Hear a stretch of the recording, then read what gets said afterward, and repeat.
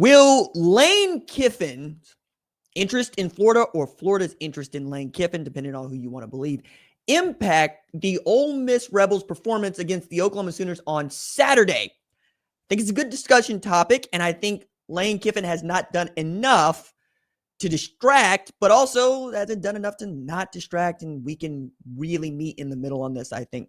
What's up, kinfolk? It's RJ Young. I am not on a step mill. If this is your first time watching Adapt and Respond, thank you for joining us here. We talk college football year-round. If you're into that, go ahead and hit that subscribe button, like this video, and answer the question in the comments below. Do you think that Lane Kiffin to Florida is distracting Mississippi from the task at hand, which is playing and winning at Oklahoma? I got a really, I think, interesting way in on this one because Lane Kiffin is of a piece here, but I think it's important to also present that the stakes for Ole Miss aren't as high as they are for Oklahoma, only because Ole Miss's loss to Georgia doesn't look as bad as Oklahoma's loss to Texas. That said, when we last did a preview segment of Oklahoma and Ole Miss, my bookie had them as a 4.5-point favorite to win on the road at Oklahoma. That number has since grown to 5.5 points, which I think is pretty remarkable. Now, if you think that Oklahoma will cover, perhaps this is an opportunity for you to go to my bookie and place a bet. And if you do, and you use the promo code RJ Young, all one word, all capital letters, they will cover your bet up to $500. That's the spread, that's in-game lines, and that's props. If you miss, you use that bet back bonus token, and they'll make you whole again to make another wager. Myself, I would be more interested in what you think is going to happen with the Florida job in Lane Kiffin, because there was not, I think, that much smoke around Lane Kiffin to Florida until Billy Napier really for real got fired following a win against Mississippi State, and they found the money to buy him out. And then going after Lane Kiffin, you're going to a guy that is nothing like Ron Zook, nothing like Urban Meyer, but is quite a bit like Steve Spurrier. And he's going to say what he's going to say. He's going to be as honest as he can be. And he is really the best jester for the SEC that we have, even taking his lumps from Nick Saban, from Kirby Smart. And there are those teams that he absolutely wants to get up and beat, like, say, Tennessee. Tennessee kind of hates him. Not kind of, they do.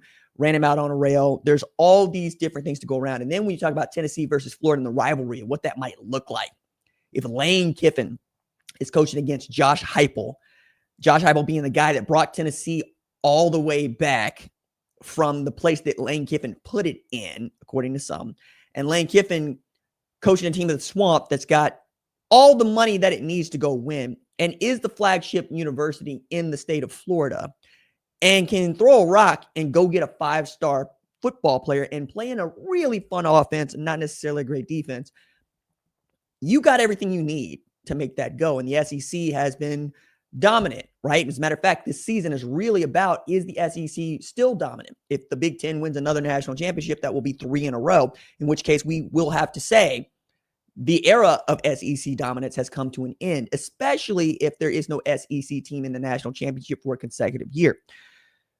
All this around an Ole Miss team that just can't quite get to the top of the SEC or even make the SEC championship game. A thing they can still do this season, despite the loss to Georgia. But Georgia's loss to Alabama has made us believe that Alabama and an undefeated A&M are the two best teams in the SEC. A&M has to go on the road to LSU. Perhaps they will continue to go and be 8-0 and separate. But right now, Lane Kiffin's Ole Miss is probably the 4th best team in the SEC, and Oklahoma's probably the 5th best team in the SEC, and they're both one-loss teams.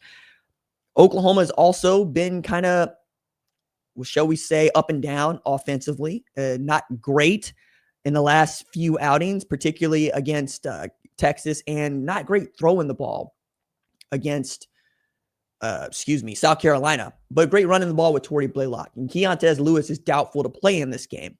So you're really asking Jared Kanek and Deion Burks, a few others, to pick up the slack, and Torrey Blaylock to continue to turn into the kind of player that Oklahoma hasn't had at running back since perhaps Eric Gray in 2022.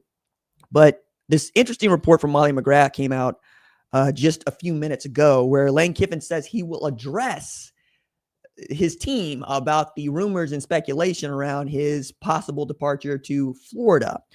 I don't expect Lane Kiffin to leave at all in the middle of the season. Neither should you. That's beyond the pale. What you can expect is if it goes off the rails for Ole Miss, will he still be a desired candidate at Florida?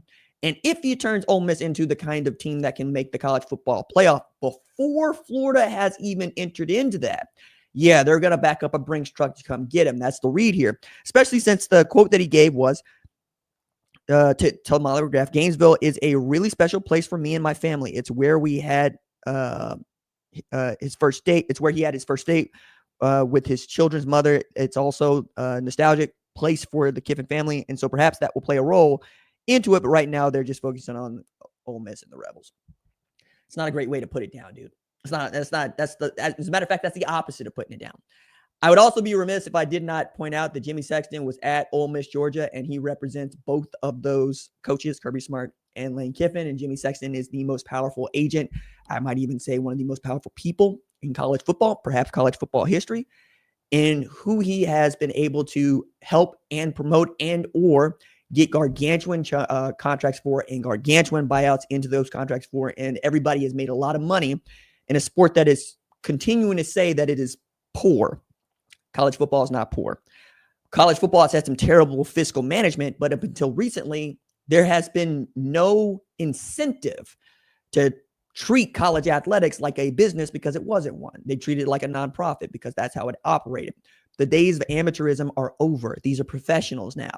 So you have to start acting like a program that needs to make its own money. The difference between college football, particularly, and say the NFL, the Major League Baseball, and the NBA is we have more teams, and we're not sharing the revenue evenly across those teams. The Big Ten has the richest contract in history of college athletics at $1 billion over 7 years. SEC is basically given a sweetheart deal to Disney because the SEC has been so good and is so well watched and so forth, so on. I think this is going to distract some. I don't think this is going to distract Trinidad Chambliss. I don't think this is going to distract Kewan Lacey. I think they got dudes. I think Harrison Wallace is a dude. I think it's going to be a high-scoring affair, and I think that damn near 6 points, 5.5 is a lot to cover against this Oklahoma team, but we'll see. Ole Miss is capable of putting up 60 on anybody they play. They're also capable of giving up 60 to anybody they play. So we'll watch it. But for me, would not be shocked to see Lane Kiffin as head coach of Florida next year.